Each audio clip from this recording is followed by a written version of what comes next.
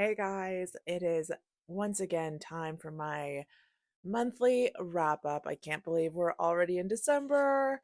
It is the end of the year. I feel like the year just started, but here we are. So let's get into the books that I read for the month of November. First up, I have Mate by Ali Hazelwood. I actually read this book going into the month of November. I did like a 24-hour readathon, and this was the book that I decided to read, and I enjoyed it.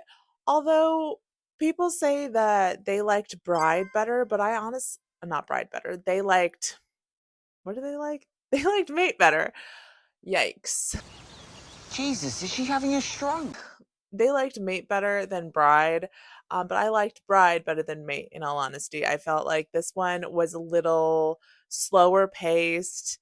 The yearning in Bride was just unmatched. There was yearning in here, just it just wasn't hitting as hard.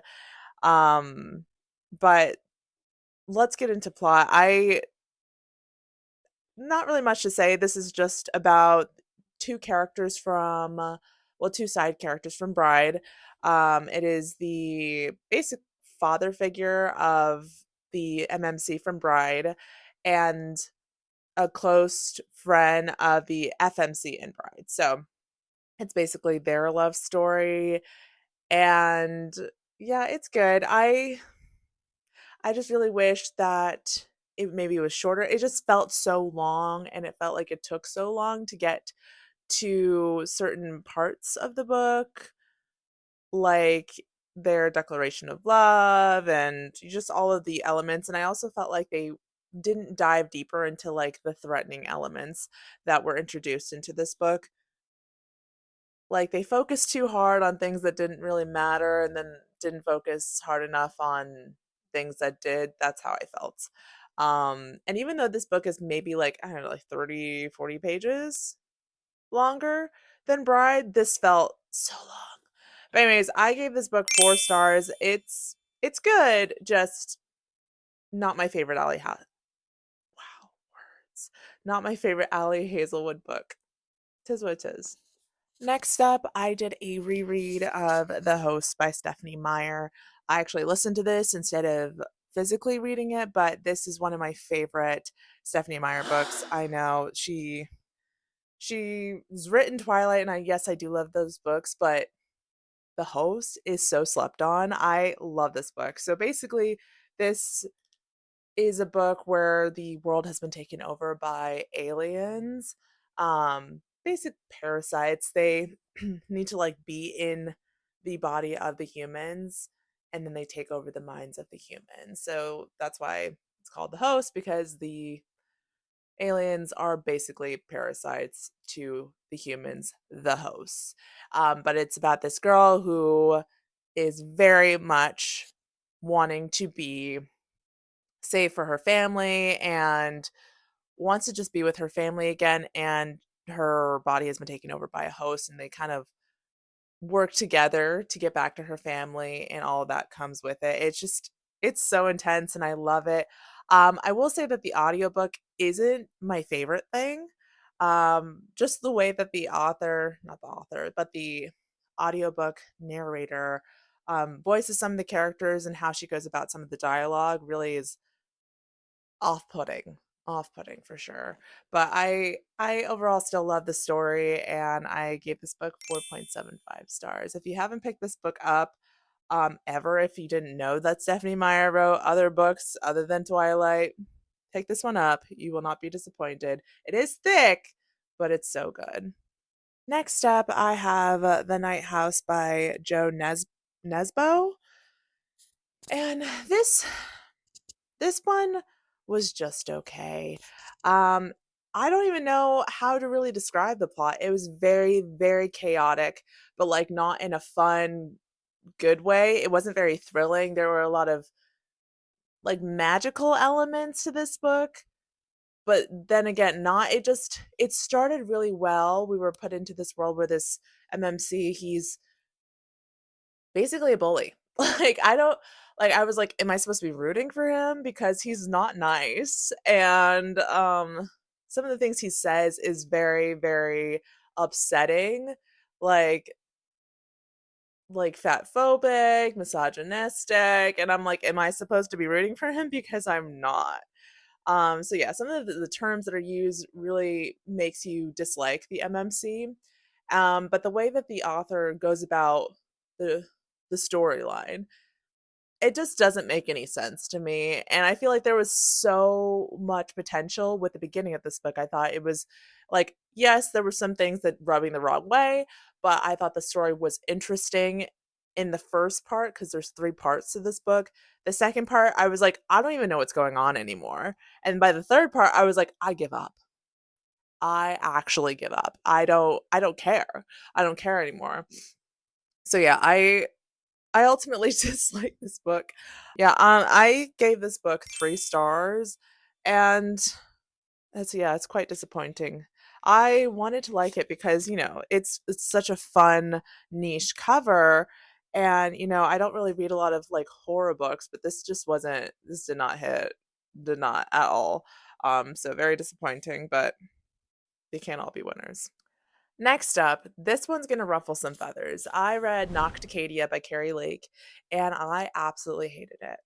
I hated it. And I love dark romance. I like dark academia books, but this one did not hit. First off, the story is basically this girl who her mom has been taken over by like these worms, and it's like an illness and her mom dies because of these worms.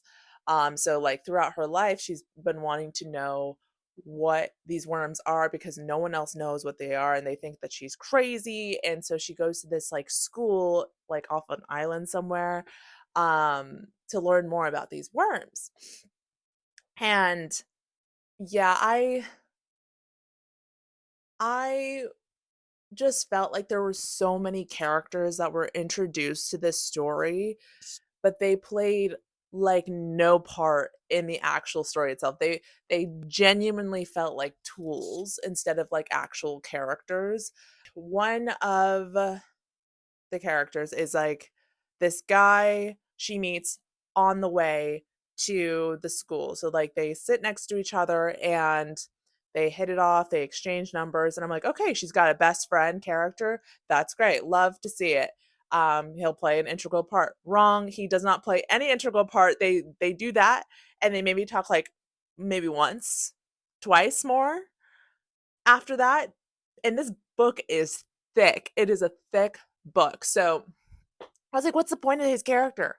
What is the point of introducing this character if you're not gonna like make him an important character? Like you can have side characters for sure, but there were so many side characters that just they didn't make any sense. And there were so many plot lines that just disappeared by the end. I didn't understand what was going on. Well, I understood what was going on, but it just in my mind logically I was like, what is this? Like what why? Like in the beginning this girl is so gung-ho about wanting to um find out the cure for her mom. Even though her mom's gone, she wants to know everything about this illness, but as soon as she gets any like attention, like romantic attention from the professor, all of that goes out the window, and I'm like,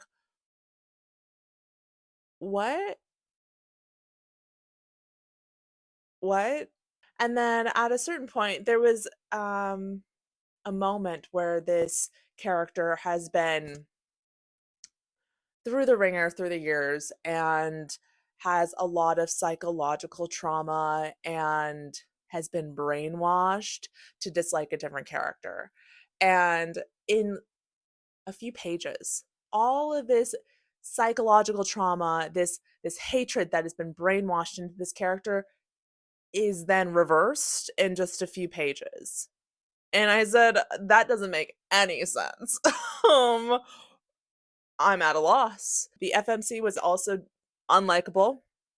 At a certain point, she backstabs a character, and then the next day, after she backstabs that character backstabs her back, and the FMC has the audacity to be upset about it. And I'm like, but you did the same thing to her. Make that make sense. You have not a foot to stand on. So yeah, I couldn't get down with this book. I know it's loved by many, but I hated it. And so I gave this book 2.5 stars, and I do not regret that rating. Next up, I have Bad Bishop by LJ Shen, and I loved it. I absolutely ate this up. It was so good. From moment one, I was locked in. I was locked in. So basically, this girl, she gets essayed, and it ends up being a pregnancy.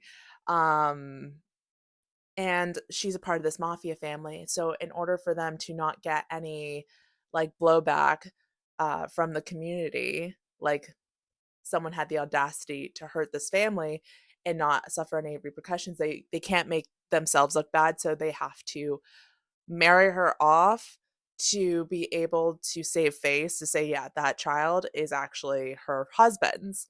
Nothing untoward happened. So that's the premise of the book, and so it's like an arranged marriage. But again, dark romance, if the cover wasn't obvious enough, especially since the essay happens. So yeah, not for the faint of heart, absolutely. But did this feed something inside me? Absolutely. It was so well written. The story is so good. I love all of the characters. The plot twist at the end, I did not see that coming. I was like shook it to my core. It was so good. I have nothing wrong with this. This was peak. I honestly was like 6-star read. Absolutely. Like this was top tier. It's probably one of my favorite LJ Shen books to date. I honestly thought she killed this. She killed it. Next up, I have What Moves the Dead by T. Kingfisher. And I'm going to say I was disappointed. This book is very much, well, not this book specifically, but this author is very hyped up. And so I had high expectations for this book. I mean, granted, it's thin as heck, but I don't know. I expected so much more, even though it's such a short book. But essentially the premise is like there's a sickness going on at this house. This woman, she has this illness, and so a lot of people are being brought in to like help her out. And um and this illness is not just striking her, it's striking like the animals, and it's just not good. But yeah, that's basically it. And it was kind of boring. Like the pacing, very, very slow. Very slow for such a small book. I feel like if you have this level of pages, if you don't have that much to work with, I think that the pacing should be fast. It should be fast because you have to get to the point quicker because you have a lot less to work with. So it just doesn't make any sense why the pacing was so slow. I didn't care for any of the characters. Not that they were necessarily evil or like anything like that. I just didn't care. I didn't have any emotional pull towards any of them. They just were there. The story was in itself boring. Um the reasoning behind the illness was like eh. It wasn't very attention grabbing. I wasn't having a good time. Like it was fine. It was, you got a beginning, middle, and end. It's fine. I just didn't enjoy myself. I was thankful that I did read this via audiobook because I don't think I would have gotten through it as quickly as I did had I been reading it physically. And that's crazy talk because how many pages is this book? 165 pages. Yeah, it would have taken me so long, even though it's very, very short. So yeah, I gave this book, what did I give it? I gave this book 3 stars, and that's because it wasn't my cup of tea. It might be someone else's, but it wasn't mine. I didn't enjoy it, but yeah. Next up, I read Payback's a Witch by Lana Harper. And I read this one specifically because I own From Bad to Cursed, and it's the second book in this series. And so this first book, it follows a girl who's been driven out of her hometown because of a relationship gone bad. And so she has to come back to help out her family in this like witchy competition. And she hasn't been back in a while, but she's a little hesitant because of this man's that really ruined her. That's the general premise of this book. The FMC, she is bisexual, and her love interest is a female. And I'm gonna be honest, I don't read a lot of like sapphic romances purely just because I have a hard time with the execution of a sapphic romance. I feel like a lot of authors approach a sapphic romance as they would approach a heterosexual relationship. The thing is that women are different than men, but I feel like they approach women the same way that they would approach like a male character in a relationship, but women are completely different. And that's why I have to suspend disbelief whenever I'm reading a sapphic romance, because it just doesn't make sense in my brain how the women react to certain things. But I digress. I didn't love this book because we focused a lot on the romance aspect and not so much on like the like competition, which I found to be interesting if we had more time with the actual competition. Not only that, I felt like the relationship between the two female characters was more platonic than anything else. Again, that's my issue. That's my issue when approaching these types of romances. But yeah, I mean, overall, I didn't love the characters. The FMC best friend, every time she spoke, it annoyed me. And let me tell you why, because this character, slight spoiler, but this character, she ends up dating the FMC's ex who drove her out of town, like 7, 8 years ago. She dates that guy. Her best friend dates that man. And her excuse was like, well, it'd been so long and you guys were young, so I didn't think it would matter. What? What do you mean you didn't think it was going to matter? He drove her out of town. Obviously, it meant enough to not keep her there. And here's the thing, here's the caveat of this town, is that it's witchy for the people who have magic. They can use it in this town, but as soon as they leave this town, they start losing their magic. So she left not only her friends, her family, but her magic behind because of this man. And you thought, it's been enough time. No, absolutely not. And that was right off the cuff. I was upset from there. I was like, do I even want to continue this book? Because that just rubbed me the wrongest of wrong ways. And then the best friend, she continues on with this like emotional manipulation, and the FMC ends up apologizing to this best friend. And like, this is crazy work. Crazy. Hated it. So, yeah, not a fan.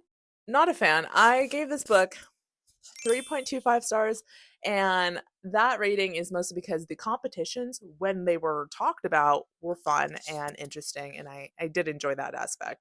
It was just very Um, like it was supposed to be more like a John Tucker Must Die situation. They're all getting back at this guy, kind of, but not really.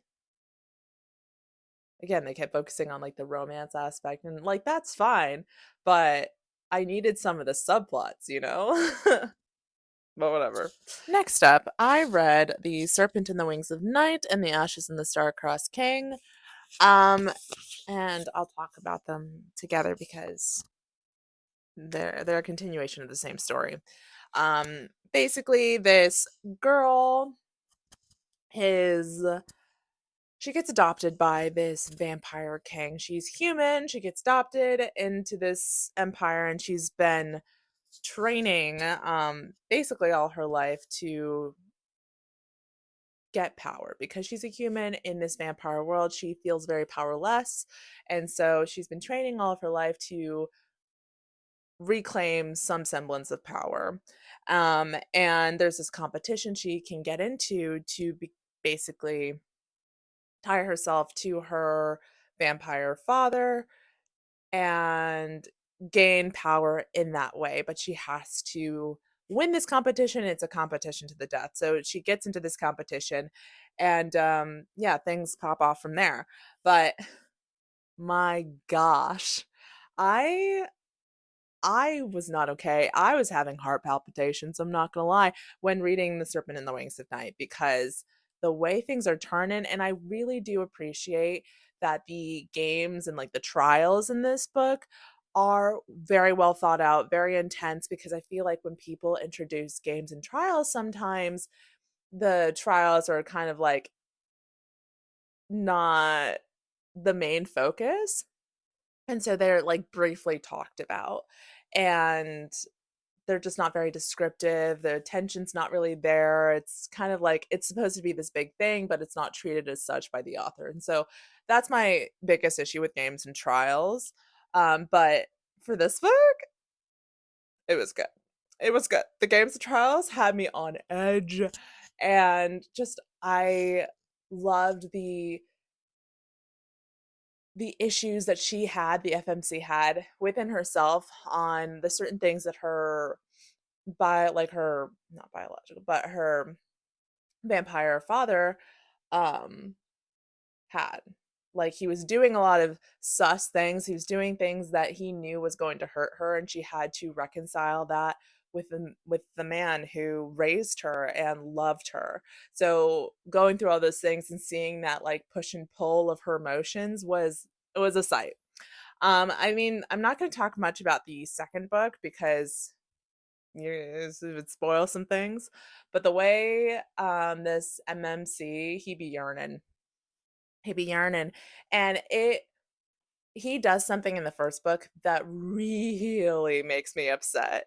I was shook. I was shook with what he did, and I feel like it takes a while for me to forgive him as the reader. So her, the FMC, I don't know how she forget because I was taking a long time to forgive Mance for what he did in book one. But at a certain point, I think it's like towards the end where I'm like, okay, okay. He acknowledges it. See that he's genuinely upset. He's sorry, but like, still, like I've forgiven this MMC, but I haven't forgotten. You know. But this series is super good. I gave the first book I think 5 stars, and the second book I gave I want to say like 4.75 stars. I gave it 4.5 stars. Or 4.5. I gave it 4.5 stars. But this series had me in a chokehold. The next book that I read though, I read The Songbird and the Heart of Stone next. Obviously, I had to continue, and it's good. I didn't really love Misha's character for the part she played in the first 2 books. But this is her duology, her story, and again, I really love that Carissa Broadbent, she is really good like games and trials, and she can really hone in on those elements and all that she can bring, and I always feel like I'm in the game or trial that's happening, and that's how it goes in this one. Again, I'm not going to really say much on this one because I feel like it might spoil some things for the first couple of duologies. Even though it's a separate character story, some of the things that happen in the first book do play a part in this book. So, this one was good. I gave this one, I believe, 4.5 stars. I gave this book 4.75 stars. Man, I am struggling today. I gave this book 4.75 stars. It's still good. I'm currently in the middle of the read for the 4th book in this series. So keep an eye out for that review when we get there. It's going okay. That's all I'm going to say. Next up, I have Space Vampire by Ruby Dixon. And this was a cute little novella. It was okay. I think my biggest issue with this one, because it's a story where essentially this human is on this like spaceship and she's trapped with this, I was gonna say man-made, but like alien-made clone of a man who is a vampire. And they kind of hit it off and then, whatever, what have you. But that's my biggest issue is that it's not really a story. It doesn't really play with the beginning, middle, and end. It's less a story, more of like a gossip, when someone's like, "Hey, did you hear about this guy and this girl?" Like that type of thing. It felt more like a gossip kind of tale than an actual storyline. And I get it. You have like less than 80 pages. It is truly a novella, but I feel like you can still do something with that amount of pages, and I didn't get it. I didn't feel that.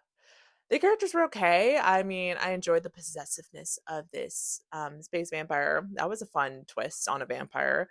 But overall, it was okay. Yeah. I mean, it was short and sweet. That's what I got to give to it. I gave this book 3.5 stars. Next up, I have The Stand-In by Lily Chu, and this book I wanted to like, didn't.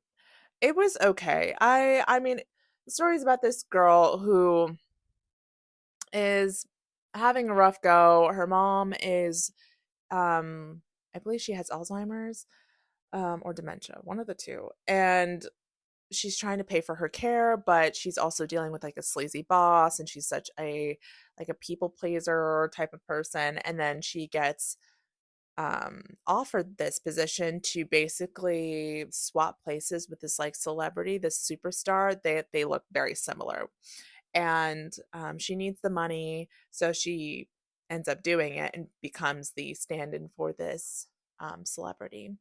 And yeah, it's okay. I think my biggest issue with this book is the morality of it all, because there's this point when her and a different character on a completely different stance is very much like they don't want to keep pretending or pretend at all that there's someone else. It feels very deceitful to others, even though it's helping the person that they're pretending to be. And I just couldn't really understand that way of thinking. So every time it was mentioned, or every time um, one or both of the characters had that moral dilemma, I thought it was stupid. In all honesty, just because I don't agree, I was like, I don't see the issue here because you're helping the person. Uh, If you were hurting the person, absolutely don't do it. But like if you're helping the person because they're going through a lot and they need you to be this other person for them, I don't see the issue. But this moral dilemma kept coming up, and I think that's what really rubbed me the wrong way. I mean, if you enjoyed this book and because you agree with that moral dilemma, all the power to you. That's just not my way of thinking. We're different humans. But yeah, I couldn't get down with that, and the plot twist I saw a mile away. So yeah. One more thing, the FMC, she is very anxious heavy, and so going through her thought processes and everything was very exhausting. I gave this book 3 stars. So, yeah. Next up, I read Happy Place by Emily Henry, and this one was okay. As all Emily Henry books, the dialogue is always fun and witty and just a general good time, but the circumstances of the plot, because this is more like a second chance type of romance where this girl and this guy who've been close friends with this group, they dated, were engaged, and then he ends up breaking it off, and she's never been the same. And they go on this like vacation with all of the friends, like a yearly vacation thing, and they are kind of faced with that breakup and all that it means. His lack of everyone's lack of communication, to be honest. No one wanted to talk. No one, not a single character wanted to talk. They were all kind of being a little manipulative. The MMC specifically, I couldn't stand him. I couldn't Like, the things that he was doing and the lack of communication, just all of it, and he had the nerve to be like, "I'm hurt too." I'm like, "You did this. You refused to talk to her. And now look at where you guys are." Like, I don't mm, didn't vibe with that. The friends, they also lacked communication. There is a friend that highly manipulates her other friends, and, like, not okay. But at the end of the day, I was like, "Okay, I understand why she did it. Do I suggest doing that? Absolutely not. I hated that. But I can understand where her character was coming from because no one was telling the truth. No one wanted to talk. And I just was like, why are we doing this? If everyone would just communicate, the story would have been so quick. And that's my biggest issue with the miscommunication trope. When it is used, sometimes it's used well, and I have no problem with it, but usually they use it people use the miscommunication trope to drive the plot of a story, and if without that miscommunication, the story would not exist. It would just start, finish, easy peasy, 100 pages maybe, if we just talk, and that's my biggest issue with miscommunication. Wow. Words. Miscommunication trope. I despise it for that reason. I gave this book 3.25 stars, and it's probably my least favorite Emily Henry book to date. Probably really close to People We Meet on Vacation. I didn't like that book either. Again, a miscommunication trope. But again, I do love the dialogue. I really love Emily Henry's writing. I'm just hoping that her next book is lacking that trope. Next up, I have Six Scorched Roses by Carissa Broadbent. This is kind of like a companion novella. Well, it is very short. I don't know if it's a novella, but it's a very short story that follows two characters, their relationship. You see these characters in the second book, the in the Crowns of Nyaxia series. I believe it's the Ashes and the Star Cursed King. I think that's the book. But you see these characters introduced in that book and their relationship. But you kind of get their story and how they came to be in this cute little companion. And I enjoyed it. It was short, it was sweet, but it it was good. I loved seeing their love blossom and how protective he was of her from the get-go. And yeah, I thought it was well done. It's well done. Nothing really horrible about it. I gave the book 4.5 stars.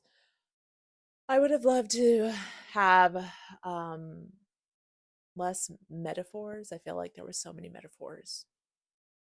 If there were less, it would have been a 5-star read. But this is fine. Next up, I have We Were Liars by E. Lockhart. And this book I listened to on audio, and I'm so happy I did because, oh my gosh, for how short this book is, I was so bored.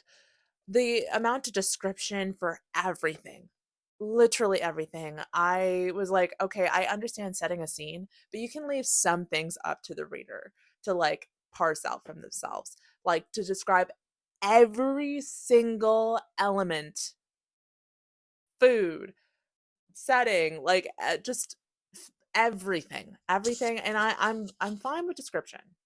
I'm fine with description, but this author went overboard with it. At like the 30% mark, nothing had happened. We were still elbows deep in like description. And I was like, I don't understand how this book became like a TV series or like a movie. I don't know what it is, but I know it's on screen now. And I was like, how? And the overall plot of the book, I didn't really understand because there was no plot. I mean, it was this girl trying to figure out what happened one summer. She completely forgot and she just doesn't, she's trying to figure it out. So there's that. I guess that was the general plot of the book, but the plot twist at the end felt so moronic. It felt like a waste of time That's what it felt like. By the end, I was like, what was even the point? What was the point of this story? It just, I was exhausted. And I did this as a buddy read, and my friend also thought it was so boring, and she also disliked the ending. So at least it wasn't just me. Yeah, I gave this book 3 stars.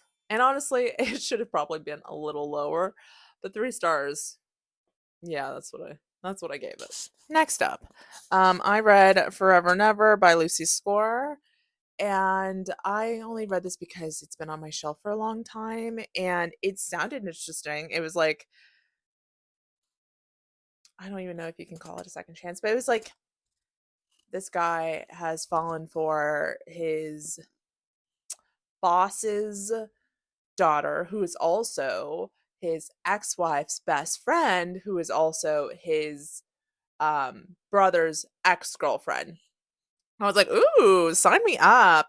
But then I was bored. I got into it and I was like, first off, it takes like at least 50 pages, like maybe 40% in to actually get all of that information to know that she's all of those things to all of these people. Um, but it's also kind of like an age gap, but that didn't really play a part in this book.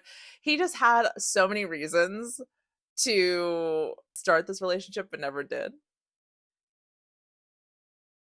He always said it couldn't happen.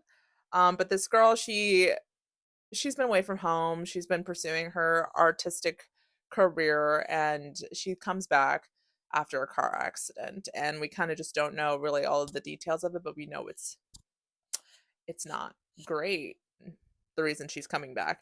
But she gets to meet this man who has been basically the love of her life for as long as she's known this man. And he's always rebuffed her, always rejected her, even though she's like made it clear that she wants him.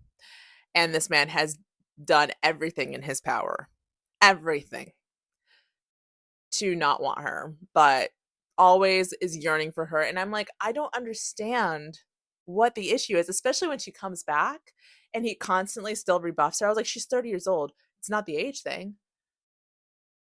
I'm like, if it's the other 3 elements, they all don't care. They all don't care that you're with her. Like, I'm like, why? So the first like 50-60% is him being like, no, we can't be together. And it's me being like, why? And it's her being like, why? It annoyed me. It annoyed me. And then when things do start going, it's her being insecure about the relationship, which is kind of fair considering he rejects her all the time, but he's finally in it and she's like only giving herself physically and not like emotionally. And I'm like, okay, if you're gonna be in, be in. Um but then we finally get into like the suspenseful elements of why she came back to this town. And I feel like if there was a balance in that, I think it would have been a lot better, but because we focus so much on their relationship and their past, the suspense of it all was put on the back burner, but if it was balanced and we got both of them in equal measures, it would have been a fantastic read. It would have had me on edge, but I was bored. I was bored for the majority of this book. It didn't pick up until towards the end, and by that point I just didn't care anymore. So, and this isn't like a small book. She's a little thick, okay? And yeah, it was kind of just disappointing. A little disappointing for me. I gave this book 3.5 stars, and I think the only reason I gave it that much is because towards the end it got a little more interesting. But for the majority of it, it's not a good time. Next up, I'm going to talk about For Bad, From Bad to Curse. Do I have that book? I definitely have it. Here it is. From Bad to Curse by Lana Harper. This is the second book in the Thistle Witches story. So after the Payback's a Witch book, and it was better than Payback's a Witch for sure. This one follows obviously some characters from the previous one, but it we see them very little in the first book, like their interactions, but we know that they don't like each other.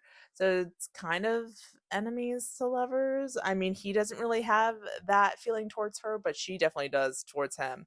but they have to work together because something happens to one of his relatives in his family, and it's taking away her powers. And so, him, he's been appointed by the family to figure it out, and the family, who is kind of like in suspicion of the crime, is also being like a part of the investigation. So they have to work together to figure out who is behind this travesty against his own family, and she has to basically clear her family's name. And in that, they fall in love, obviously. And this one was fun because I got to see more magical elements that I didn't really get to see in the first book, like specific um magic, because she's like a necromancer, and to see like more of what they do was fun to see. And then he's like more of like a life, like a green witch. So his powers stem from, the earth and everything, and seeing all that that comes with. So seeing those powers was fun. And yeah, I just thought it was a fun ride. I didn't have any horrible things. I just felt like there was something missing. Can't tell you what, but it was good. I gave this book 3.75 stars. Like, it wasn't bad, but it wasn't great. So, yeah.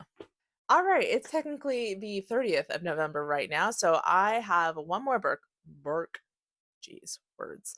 I have one more book that I'm working on. It is Our Infinite Fates by Laura Stephen. Stephen? Yes, Stephen. I'm gonna listen to that one while I go plow the driveway because it's been snowing a lot where I am, and gotta get that done. So I'm gonna do that, and then we'll come back and we'll talk about it. Please take a moment to watch me struggle through trying to plow this driveway. Literally don't know why I moved to such a cold place. I'm actually questioning all of my life choices in this moment. But I did end up finishing the book because it took me so long. And actually, towards the end, my neighbor saw me struggling and offered to finish it up with his motorized plower. Bless his heart, he is a gem. All right. Last, but certainly not least, I just finished Our Infinite Fates by Laura Stephen on audio while I plowed the driveway. And I have mixed feelings. I think the premise is really interesting. It's about this couple who basically die before their 18th birthday for centuries. Usually it is the MMC who murders the FMC throughout their lives. And this go round in the year 2022 that they're living in, the FMC is like, I can't do that this year. I have to save my younger sister because she needs me. And so, yeah, that's the premise. But we get to see, their deaths through the centuries, and I think it's an interesting premise. I just think it would be more intriguing if I got to see their romance throughout the centuries. Because with each century that they talk about the deaths that they have, I only get to see their deaths, but I don't get to see their love blossom throughout the centuries. And I feel like without that, I don't get their like connection. I'm just told that they have a connection. I don't get to see their connection. And I think that was my biggest issue with this book. So things just kind of feel slow. I don't get to feel the burning of their love. I just get told that they have this really deep connection, and there's just kind of just a disconnect there. So overall, I mean, it is an interesting book. I don't know, it just didn't hit its mark with me. So I'm gonna give this book 3.5 stars. Um, yeah, that's it. 3.5 stars. All right, finally, that is it. It is at the end of November 30th. This is the time that I am recording this. So that's the final book I'll be reading today, before we get into December. So let's get into a tally. I read a grand total of 18 books. And within those 18 books, there were, let me grab my notes. Okay, so there were a total of one and a half physical books. The half is that Infinite Fates book because I did read a good portion of it physically. And then the audiobooks, 10 and a half again. It's because of that book. I did listen to the rest of that book. And then Kindle, I read 6 books. So again, total 18 books. I'd say my favorite books of the month would probably be Bad Bishop by LJ Shen and The Serpent in the Wings of Night. Just because they were so good, but in different ways. I feel like the Bad Bishop book hits you at moment one, and it doesn't stop. It doesn't stop, and you're just in it. You can't put it down. But with The Serpent in the Wings of Night, I feel like it's more as a slow grab. And I think that has more to do with, the world building of it all. But by the end, blown away. Blown away. And then for December, my most anticipated read, what I'm really excited about getting into is the new Rena Kent book, Sweet Venom. That's what it's called. Sweet Venom. I'm really excited about Sweet Venom. I think that comes out on the 2nd of December. So I'm so hyped to get into that book because I really loved the first book in that series, and I am so intrigued to see um, the FMC from that book, the first book, her sister's relationship with the hockey player. Mm, I'm so excited. So I'm literally frothing at the mouth to get to that book when that comes out. So that's probably my most anticipated read. But yeah, I'm excited to get to so many books in December because I have a lot of time off next month. Well, this month, the time that I'll be posting this, December, I'll have a lot of time off so I can get really into reading, and I'm hoping it'll be my best reading month yet. We'll see. But anyways, that is it, guys. That is all. Please let me know what you guys read in November, what your favorite read or maybe your least favorite read was. If you read any of the books that I read, let's talk about it in the comments. I'm always here for bookish discussion. But yeah, until next time, guys, read on, my bookish friends.